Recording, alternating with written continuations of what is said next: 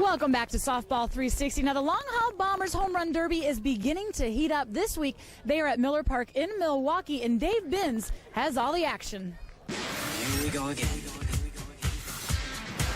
Hey everybody, welcome to Miller Park in Milwaukee, Wisconsin, where the Long Haul Bombers Stadium Power Tour continues. Now, the roof here at Miller Park is closed today, which means these guys should be able to hit it a ton.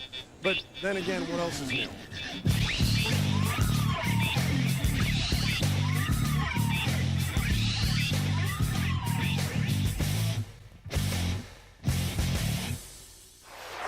Tailgating town like Milwaukee, the fans arrive early, so it was no surprise that thousands of spectators were already on hand to witness today's home run derby, taking place just before a regular season Brewers game. This would mark the first matchup between Team Mikan and Team Mizuno. As always, Bob "Wally" Woldyk and Kenny Briggs would be swinging for Mikan, and for Mizuno, superstar Rusty Bumgardner would be batting twice. You have double duty today. Your teammate got injured and couldn't be here today. Tell us a little bit about that. Well, he had knee surgery this week, so, they asked me to do this, and hopefully I'm on for both of us. So is it tough to have to take double the cuts? Not if you're on it. If you're on it, it'll be fun. If I'm not, then it'll be a bad day. Now, here's how it works. Each player gets 15 pitches. Each home run is worth 1,000 points, except for the final ball, which is worth 2,000. With Brad Agadal on the mound and two ASA officials in the outfield, the stage was set for today's slugfest. Up first was the big man, Rusty Bumgardner. Rusty kicked off the contest with style, smashing 8 total bombs plus the money ball, giving him 9,000 points for his first at bat. Not bad, not bad. Start off kind of hot, and then cooled off a little bit, and then get back on it on the end. So you got to catch your breath now. You got 15 more coming. Then it was time for Bob Woldyk. Wally had struggled a bit during the last home run derby, so he was looking for redemption. He came out of the gate absolutely crushing the ball, blasting 5 of his first 6 pitches. That included this shot, which hit Bernie's dugout, well above the upper deck seats and left.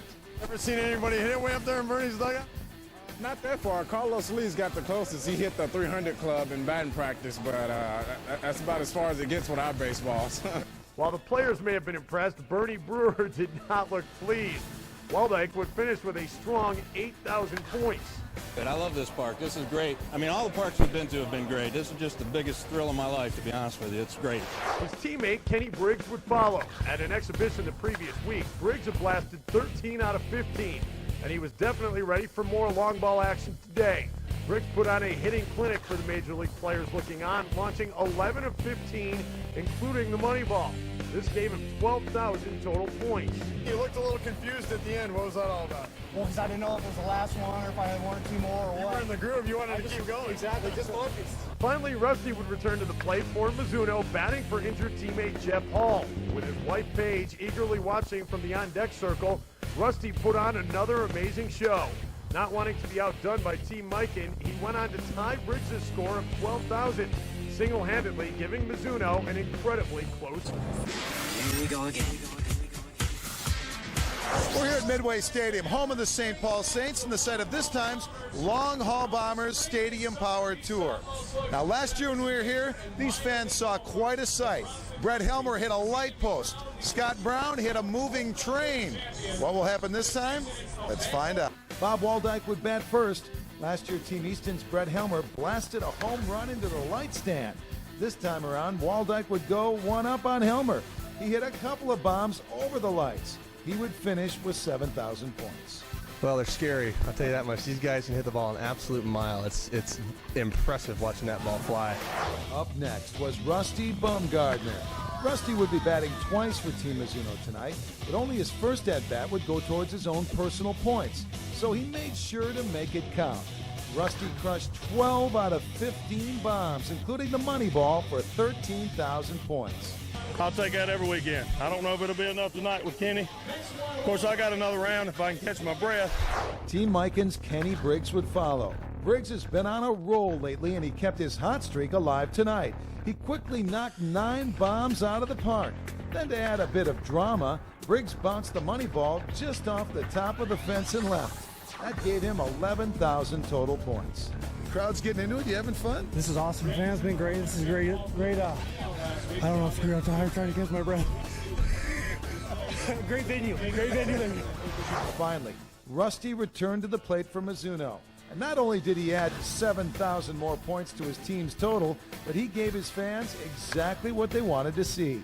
Rusty sank a bomb right into the hot tub in left field. For the second time this season, Rusty single-handedly defeated Team Michael. For over a year, the city of Seattle has been eagerly anticipating the return of the long-haul Bombers to Safeco Field. During the Bombers' last appearance, the Mariners fans witnessed Johnny McCraw come within inches of hitting a shot completely out of the stadium. And this time around, McCraw was promising even more. Do you think it's possible to just clear the park? I'm going out in the street this year. You going out in the street? Going in the street. Wow. On the radio, in the newspapers, the Bombers were everywhere that weekend. The stands filled quickly. The major leaguers lined their dugouts. Even the Seattle Sun, notorious for hiding behind an overcast sky, emerged to watch this amazing home run display. Here are the rules. Each player gets 15 pitches.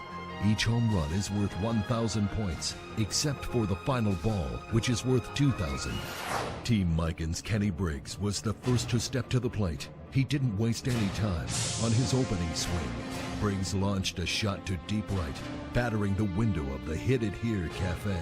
The fans went wild. Briggs continued his long ball rampage and ended with 7,000 points. This certainly satisfied the spectators, but he had been expecting a higher score. Not a good showing. So showing. I felt timing was off a little bit. Just didn't feel good about it. It's going to be hard going out of here today. That wind's howling. Team Combat's RJ Mashed Potatoes Howerton was next. But today there was more on the line for Howerton than for his teammates. This was his last chance to win a spot in the finals. To do this, he had to hit 5 out of 15 bombs. On any normal day, Howerton was known to hit at least 10 out of the park. So this should have been an easy task. But with the wind howling, Howerton struggled early. He hit only 3 of his first 14 pitches, and it had come down to the final ball, the money ball. If he blasted it out, he would sneak into the finals. If not, he'd be watching them from his living room. Pitcher Andy Purcell gave Howerton a moment to breathe, and then...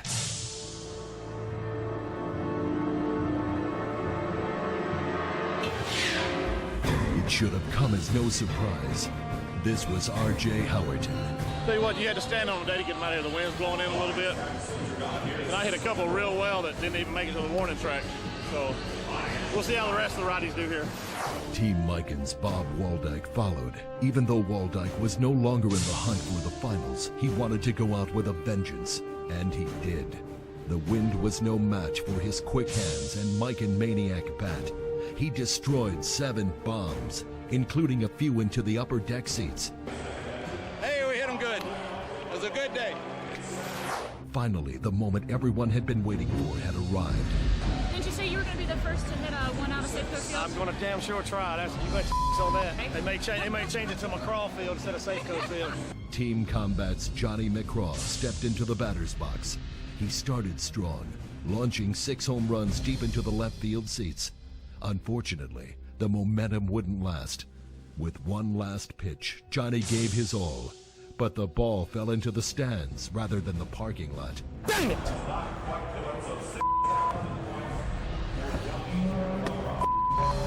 My prediction was wrong. We need a damn hurricane here to hit it out of here today.